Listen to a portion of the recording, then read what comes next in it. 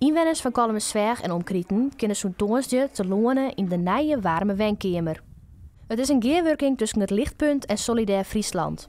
Doel is om mensen in Djoeren en Ierse metieren wat warmte te bieden. De wijnkamer is een voorziening die laagdrempelig bedoeld is van mensen die warm zitten willen, warme aandacht willen, een praatje, een kopje koffie drinken. Zonder dat het opvallend aanwezen wisten als wat zullen met die persoon wezen. Je bent je gewoon welkom. Een van de mensen die toont zich ongescoden in de wijnkamer is Robert. Ja, ik ben in 2021 gescheiden. Ik ben dus alleen.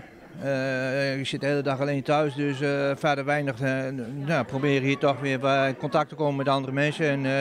Ik kom nu ongeveer een jaar bij de buurtkamer in Kolm. Dat bevalt me ook goed. Dus, dit is een goede 300 meter lopen voor mij, dus dit is een stuk korterbij. Maar eens even kijken wat het wordt. Er binnen intussen al meer van zulke warme wijnkamers iepen in Friesland. Onder oren internaat. Nevens Emmy rint hij goed. Er komen toch, heb ik begrepen, mijn toenemende mate meer mensen op oor.